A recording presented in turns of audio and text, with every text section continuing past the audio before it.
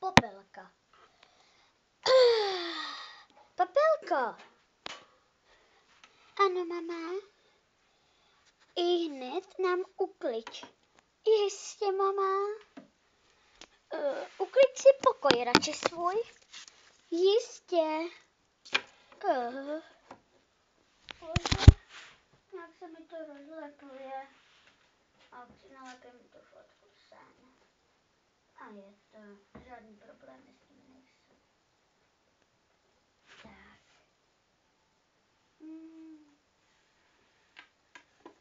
Tak. Bože, už ho mám uklizený. Popelko, jsi ta nejlepší. A teď ti nebudeme poroučet. Ale mama, nechte jí. Mama. No, mama. Jo, no mama. No, mama. Já ale radši nebudu zla.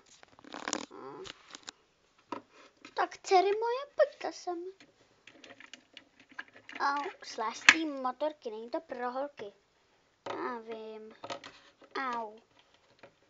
Počkej, já jsem víla, proč jsem taky zlá?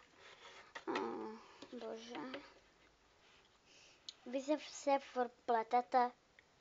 Jo.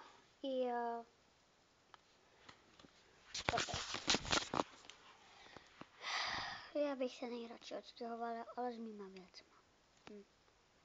No jo, je to takový krutý. Nikdo to není? Co to je tady na zemi? To je od Kiry Křupa. Nebo to je od Kubíka? Od Kiry Křupa. To jedly moje ségry. Bože, co je to tam? Něco tu svítí.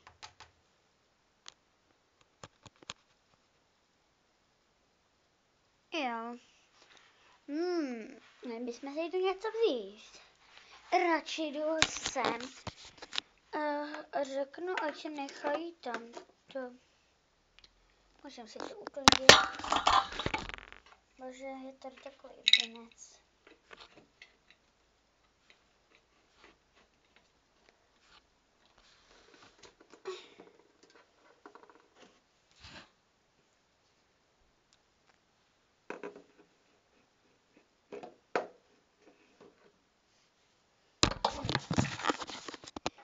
Cože? To je 18:35? Ach jo. Je to moderní popelka, tak pozor. Kdo to klepe? Ach můj bože.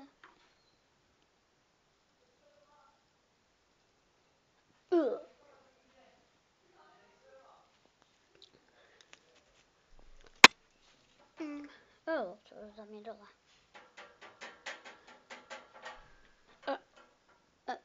Věc, jo? Jdu si lehnout. Tady mi přečtu ty věci. Tak. Ráno.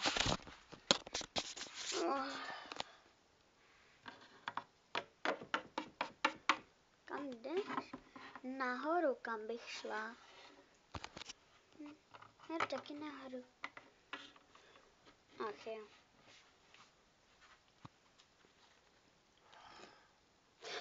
Fuj, já jsem vlastně...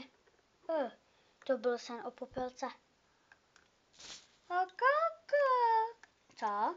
Popelko. Paní, říkala jste, že mi dáte aspoň tak pár dní chvilku, abych se odpočinula. To je pravda, promiň, Popelko, nebo navždycky máš. Tvoje nevlastní ségry to musí udělat.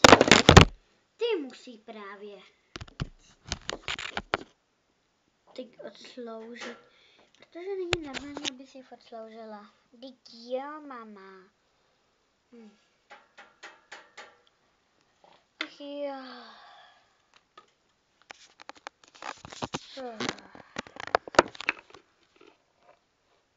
Konec. Druhým dílem.